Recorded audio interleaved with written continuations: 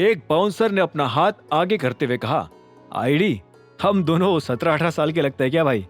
अभिनव ने हैरान होते हुए पूछा। रूल्स आर रूल्स, हम भी कुछ नहीं कर सकते। दूसरे बाउंसर ने अपनी सफाई दी। अभिनव और चाहत ने एक दूसरे की ओर देखा और फिर दोनों अपनी अपनी जेब में हाथ डालकर आईडी निकालने लगे। चाहत ने अपनी आईडी दे दी, जिसे बाउंसर चेक करने लगा। तभी जेब से एक कार्ड निकालते ही अभिनव को एहसास हुआ कि उसके सारे पैसे और आईडीज फिलहाल अनन्या की गाड़ी में पड़े थे।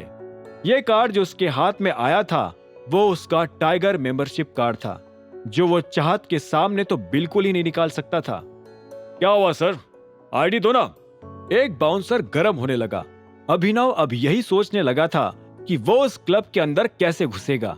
इसी वजह से अभिनव ने तुरंत ही अपना वो कार्ड जेब में वापस डाल लिया और फिर एक मासूम सा चेहरा बनाकर वो बाउंसर की ओर देख के बोल पड़ा, मेरे पास फिलहाल कुछ नहीं है, सब कुछ एक वॉलेट में था, लेकिन मैं वो ऑफिस में भूल आया हूँ। वो हमारी प्रॉब्लम नहीं है, और तुमने अभी जेब से कुछ निकाला तो था ना, फिर वापस क्यों रख दिया? बाउंसर ने भौहें नीचे करके उससे पूछा।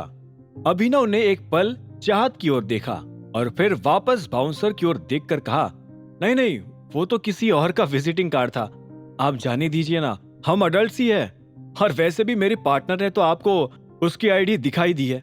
अभिनव की बात खत्म भी नहीं हुई थी कि उससे पहले ही वो बाउंसर ना करते हुए अपना सिर हिलाने लगा। अभिनव ने फिर से एक पल चाहत की ओर देखा। उसे ये डर था कि चाहत फिर से उसे ऑफिस जाकर अपनी आईडी लाने को ना बोल दे। अभिनव को पता था कि उसकी आईडी और सारे पैसे ऑफिस में नहीं बल्कि सुबह उस बैग में छूट गई थी जो फिलहाल अनन्या की गाड़ी में था।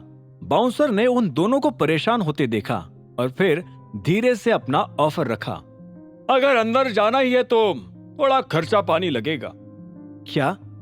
अभिनव ने तुरंत उसकी ओर नजरें घुमाई। नोट हीरो, नोट, 3000 रुपए दे और चला जा अंदर। बाउंसर को रिश्वत मांगते देख ही अभिनव का खून खौल उठा था। उसे महसूस हुआ कि इस तरह के करप्शन से ही ये बाउंसर्स अंडर एज लोगों को भी क्लब में घुसने देता होगा। उसने सोचा कि अगर इससे कोई भी प्रॉब्लम खड़ी होती होगी तो नाम टाइगर के क्लब का ही खराब होता होगा। वो दांत पीसकर उसे करारा जवाब देने ही वाला था कि इतने में चाहत ने अपने पर्स से पैसे निकालकर बाउंसर को थमा दिए और अभिनव उसे हैरानी से देखने लगा। Thank you, enjoy. नोट गिनते हुए बाउंसर रास्ते से हट गया और चाहत अभिनव को लेकर अंदर चली गई। उसने घूस मांगी और तुमने दे भी दी?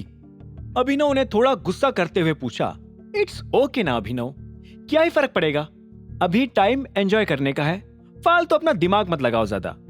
चाहत ने मुस्कुराते हुए उसे समझाया। अभिनव उसके साथ क्लब के अंदर आ गया और उन दोनों को अपने सामने एक बड़ा सा डांस फ्लोर दिखा जो कि हर तरह की लाइट से चमक रहा था।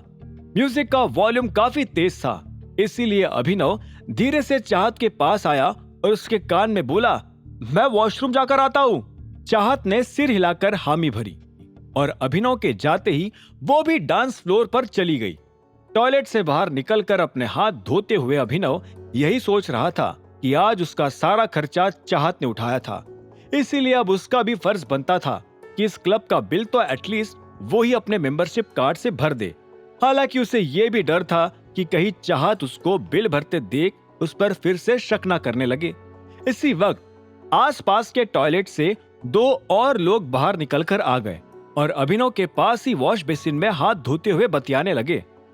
यार मेहुल, यार टाइगर का क्या सीन है? सुनने में आ रहा है कि वो वापस आ गया।